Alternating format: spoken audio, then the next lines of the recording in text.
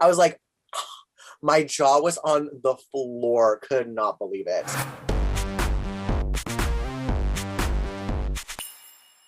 Hey guys, welcome to Drag Us Weekly, a show where we break down RuPaul's Drag Race All-Star 6, where we drag each other, drag the queens from the show, and of course, you can drag us in the comments below. I'm your host, Joe Drake, and I am here with my friend, the one and only Jan. Hello. Hi, Jan. Hi, Joe. How are you? I have two words for you. Not this. Yeah, honey, I knew it was coming. Okay, first of all, there is so much I want to get into. Let's break down how this episode went. Let's get into it, babe. But Got a lot to talk about. Have you been thinking about this episode since you came back from filming like 300 years ago? Yeah. This was an episode that I was like, okay, babe, this is gonna be historic. The fans are gonna gag. It's gaggy. It's a twist that we haven't seen before, and I'm happy to be a part of it. All right, it's time to get into the challenge this week. Well, so RuPaul walks in, and the challenge is a song, writing lyrics, and instantly, as your friend and as a fan of yours, I'm like, Jan's safe. And I almost felt like I could see it on your face, like you were confident in the challenge. Am I right? Totally, yeah. Going into it, I was like, this is what I do. This is what I'm part of a girl group, Stephanie's Child. I feel pretty good about my chances this week before we recorded or anything. Well, and you were even picked first, which must have felt good. Yeah, I was like, all right, yeah, because it's right up my alley. Erika was saying that your lyrics were too self-centered. I don't think that was her exact quote, but she was talking about how you were singing a lot about yourself. But in all fairness, and I've been sticking up for you on this show all season, as you know, babe. But as the performance was happening, all the queens were singing or rapping about themselves. Am I wrong? No, you're not wrong. I think the thing that I think that a lot of what most of the queens did was leave them more with an inspirational message. The prompts that we got was to match humor and heart. And I think a lot of the queens went more heart than humor. And I tried to go more humor than heart. And I think that it just got lost in the shuffle with that. And that's my, at the end of the day, I'm the one who chose the lyrics. And so I can't blame anything other than that. But it was just, I felt like they were more uplifting and a little more inspirational. And I wish that I kind of stuck to my gut and went a little more with an inspirational route. Well, that's a good explanation. I do think you need that humor in there because the performance was very uplifting, up-tempo. After you guys filmed the performance, did you feel good about what you gave, or were you like, uh-oh?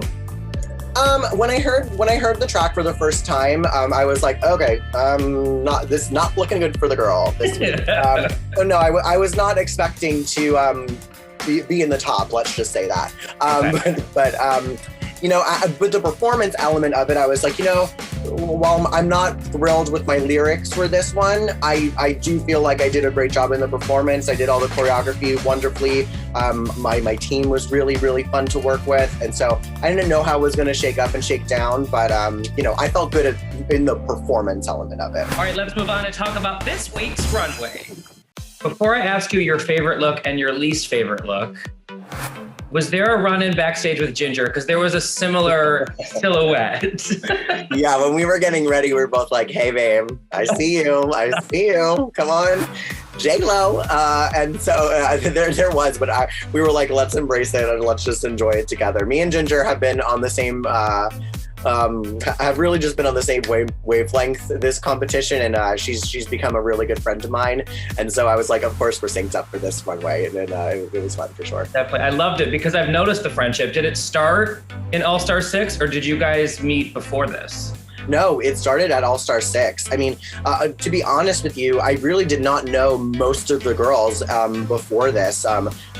Just being from season 12, we didn't get to travel and we didn't get to go and see other girls or be on tours or even do DragCon.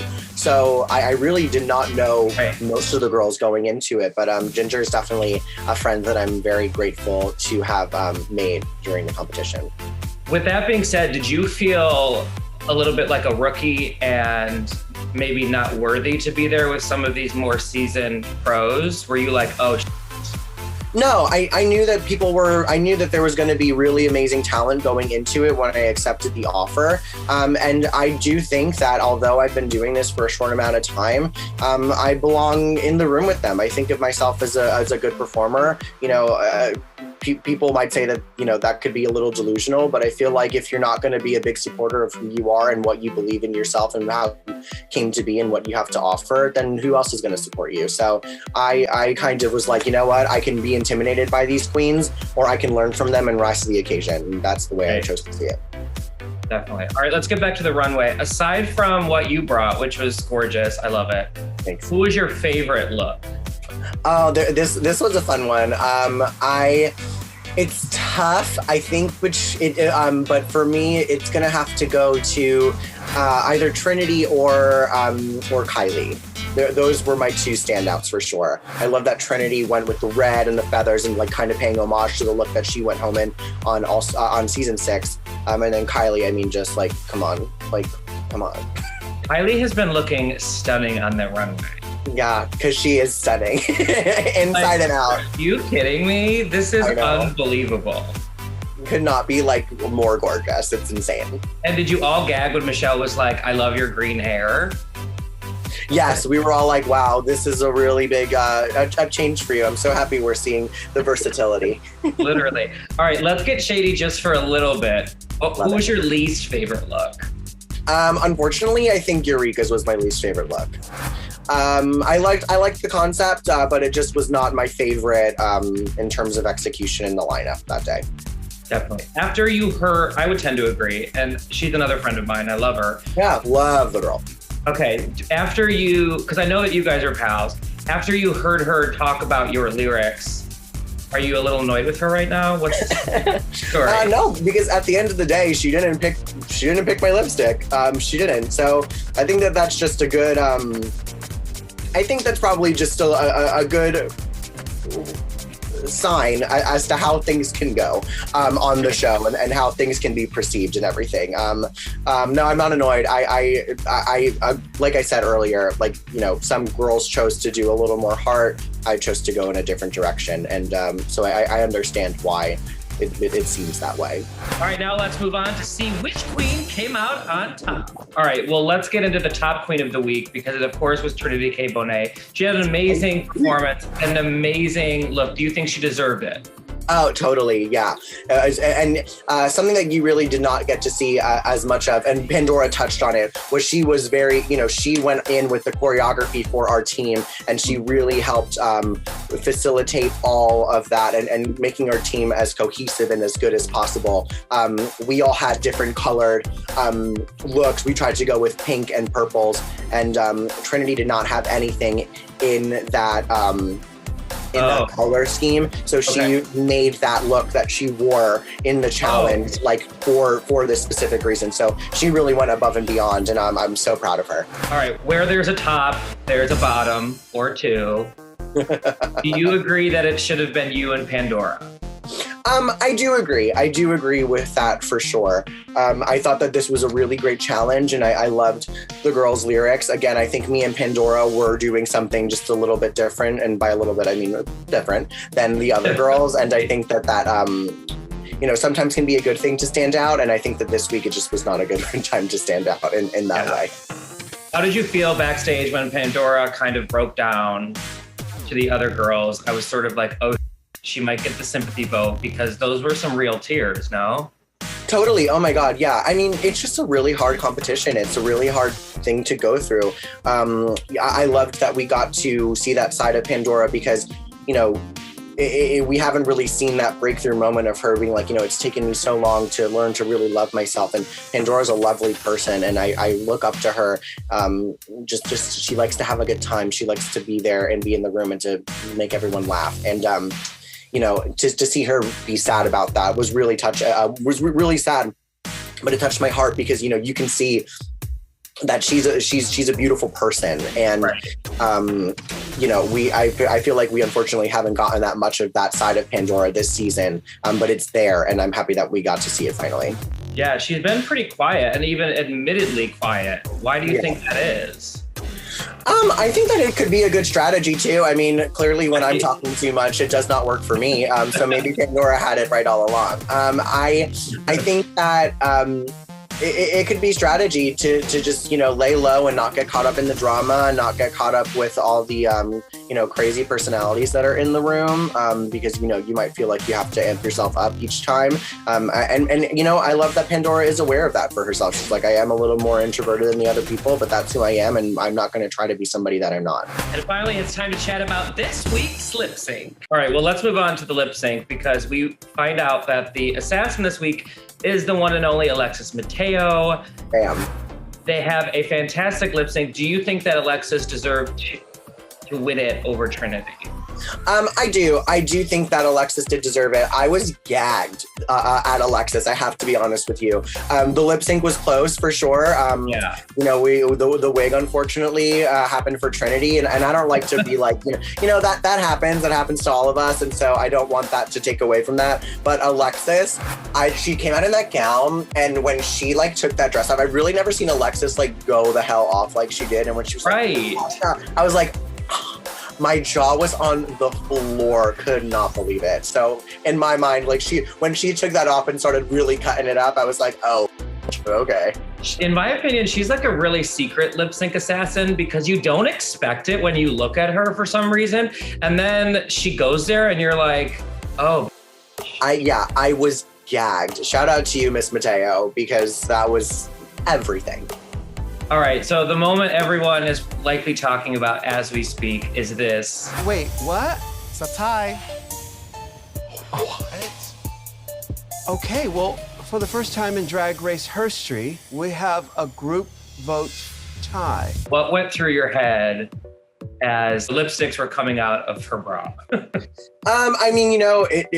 It was just a roller coaster of emotions at first. I mean, I really did prepare myself to leave and to exit. And you did? We were up on that stage. Yeah. Because I'm in the bottom for the third time. I didn't know if I was going to be able to escape it. And that's, I really prepared myself. I had my little speech to go that we didn't get to see, but I had it and I said it. But I was ready to depart. And so hearing that I thought I was gonna stay, I was shocked. I was like, oh my God, wow, that's crazy. I just wasn't anticipating it. And then to find out that, oh wait, JK, you are going home, sweetie, was really wild. You can see it all over my face. The emotions were it was an emotional roller coaster. I feel like that personifies my entire experience on the show. Totally. Did you feel like you were expecting it because once Alexis won, you knew that the other gals were going to vote you out? Or were you prepared before the lip sync even happened? Yeah, I was prepared before when I found out I was in the bottom. Honest to God with you, to be totally transparent, when I first heard the track played back for all of us to hear, I was like, oh, okay, I'm not going to be in the top this week. I do not think that I'm going to be safe. I think I'm going to be at the bottom before we even performed it. So I was just anticipating that from the jump. Definitely. Do you have any hard feelings with Miss Bonet? No, none at all. I have no hard feelings. In fact, I have loving feelings, and I can't wait to give everyone Telephone Part 2. Yes, you definitely need to. I feel like she basically admitted that she picked your lipstick because you were a threat. Or am I just a Jan stan and I skew your way all the time? I think something that we missed was that a relationship as well with Trinity. She and I got close on the show, and she would just tell me how much she loved and appreciated me and thought that I was great. She would literally call me her favorite all the time and was like, you're my favorite person here, you're awesome. And of course you don't get to see any of those things until I'm getting the chop, but that was something that was very real, and to hear that from such a legend and such a talented performer and person was amazing, and I have nothing but love for her. Is there a particular queen that you wish you got closer with this season that you didn't because of the way things shook out?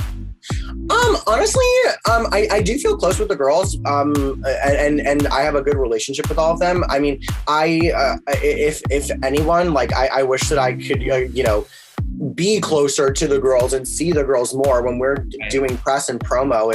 we have so much fun cutting up together and just enjoying each other's company. But I've gotten close with a lot of the girls, and I'm grateful for that.